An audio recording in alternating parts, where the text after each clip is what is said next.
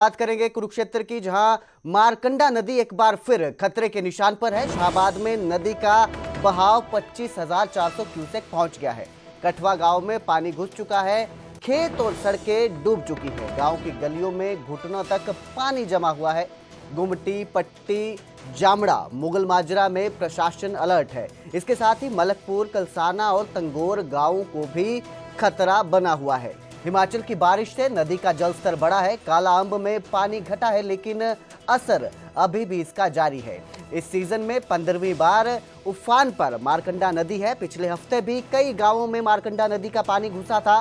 कुरुक्षेत्र में 13,000 एकड़ फसल प्रभावित हुई थी। शाहबाद के 55 गांवों में 50% तक फसल जो है वो डूब चुकी है। तो मारकंडा नदी उफान पर है और खतरा बना हुआ है। गांव में पानी घुस रहा है और कई इलाके जलमग्न हो चुके हैं।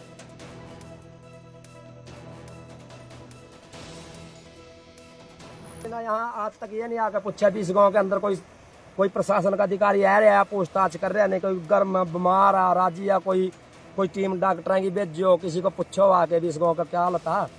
प्रशासन तो सिर्फ वोटा के टाइम पे आवागा, वोटा के टाइम पे ही आके चले जाएगा बस। हाँ जी, जैक किया जी। अब सामान लेके आए? हाँ जी, घर का सामान लेकर आए। कलसाने से लाना पड़ता है, गाँव में भी सामान खत्म है दुकानों पे। ये प्रशासन ने तो ये भी नहीं पूछा भी इस गाँव की स्थिति क्या चीज है यार। सही बात है। सूखे के टाइम में आएंगे, सब आएंगे, तुम्हारा ये करेंगे, तुम्हारा वो करेंगे। जिस टाइम प्रशासन अब जरूरत प्रशासन की है, अब प्रशासन ने तो इधर पैर भी नहीं रखे आगे। तो हरियाणा के मुख्यमंत्री से आप अपील करेंगे एक बार अपने नुमाइंदों को यहाँ पर भेजकर एक बार दिखाए। मुख्यमंत्री साहब ने तो कम से कम इतना देखना चाहिए था। तंगोर है, कठुआ है, मुगल माजरा है, कलसाना है, इन गाँव की थोड़ी बहुत खबर सुध ले आके।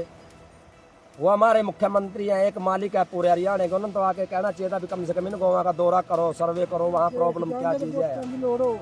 हाँ, ये बुजुर्ग आदमी भी बोल रहे वोटांगी लोड़ा, तब इधर सब आ जाए।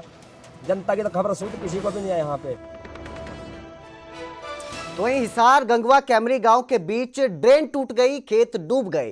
किसानों की कपास, मूंग और जो ज्वार की फसलें हैं वो जलमग्न हो चुकी हैं। भारी नुकसान हुआ है। घग्गर में ड्रेन की क्षमता 384 क्यूसेक है, बहाव 800 क्यूसेक है। पातन, शाहपुर, चूली खुलदौर कैमरी में ड्रेन टूट चुकी है। लगभग 500 एकड़ जो फसल है, एरिया है, उसमें पानी भर चुका है। फसल बर्बाद हो चुकी है। गंगवा की 10 ढाणियों को प्रशासन ने खाली करवा दिया है।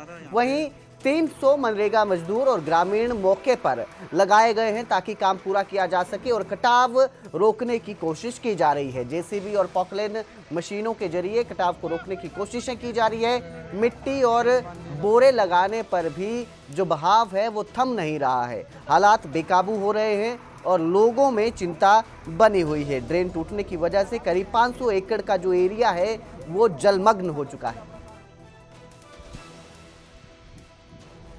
मनोज भाई भी लगा हुआ है सुबह से यहाँ पे है, लेकिन बाकी प्रशासन का कोई नहीं आ रहा यहाँ पे।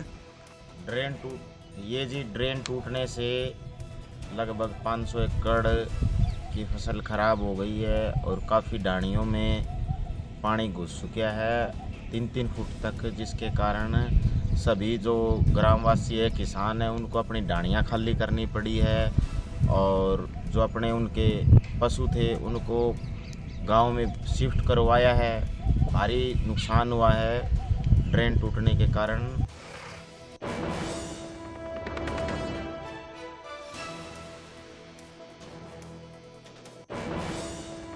तो वहीं फरीदाबाद में भी बरसात के बाद यमुना का जलस्तर बढ़ चुका है। निचले इलाकों में यमुना का पानी खेतों में घुसना शुरू हो गया है। कई जगह खेतों में पानी घुस चुका है। आलम यह है कि पूरा इलाका जलमग्न नजर आ रहा है। कुछ ही देर में तस्वीरें आपकी स्क्रीन पर होंगी। आप देख सकते हैं कि किस कदर जो जलस्तर है वो बढ़ा हुआ है। जलस्तर बढ़ने के बाद कई खेत जलमग्न हो चुके हैं। लोगों के घरों में पानी पहुंचने की संभावना है। आसपास के जो इलाके हैं वहां पर पानी पहुंच चुका है।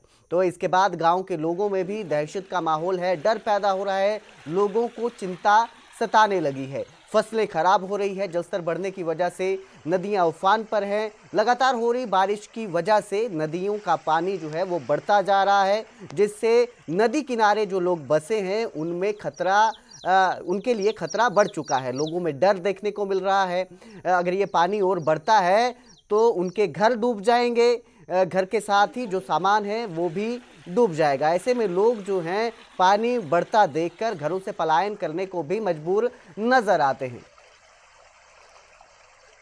इस खबर पर ज्यादा खबर के लिए मेरे सहयोगी अनिल राठी हमारे साथ जुड़े हैं ज्यादा जानकारी के लिए। जी अनिल, किस तरह के हालात हैं, जिस तरह से जलस्तर बढ़ रहा है बारिश के बाद, आसपास के इलाकों में किस तरह का माहौल देखने को मिल रहा है?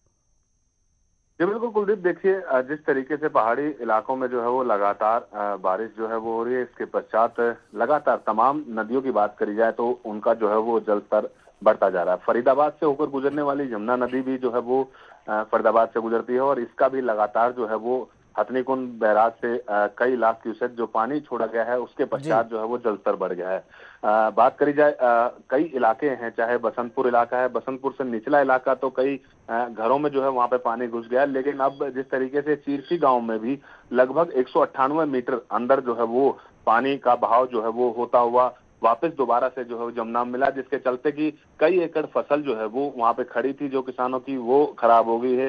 हालांकि इस पूरी घटना के बाद जो है कि स्वास्थ्य जो प्रशासन है, जिला प्रशासन है और सिंचाई विभाग है वो पूरे तरीके से अलर्ट मोड पर है, ताकि पानी जो है वो आगे बंधा लगाया गया है, उसको बकायदा रोका गया है, वापस डाइवर्ट जो है वो जमुना की तरफ किया गया है।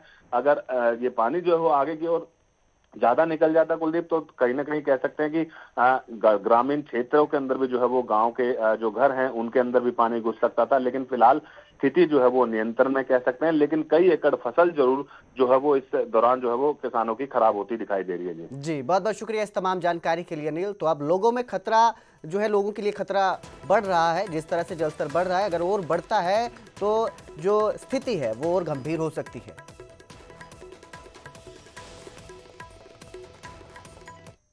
तो उधर सोनीपत में बारिश के बाद सड़कें तालाब बन गई, 3 से 4 फीट पानी सड़कों में देखने को मिला, शहर डूब गया। कुदरत के सामने आम इंसान बेबस नजर आ रहा है। बारिश से शहर में आमजन की बड़ी मुश्किलें बढ़ चुकी हैं। 2 पहिया वाहन वाले अपने वाहनों को घसीटते नजर आ रहे हैं। वाहन चालकों को भी भारी परेशानी का सामना करना पड़ रहा है। जलमग्न इलाकों में जिंदगी अस्त व्यस्त हो चुकी है। तस्वीरें आपकी स्क्रीन पर हैं, आप देख सकते हैं कि किस कदर पानी भर चुका है, सड़कें जलमग्न हो चुकी हैं और जो इनमें गुजरने वाले राहगीर हैं, चाहे वो 2 पहिया सवार हों या आप गाड़ी पे जा रहे हों, सभी को भारी परेशानी का सामना करना पड़ रहा है।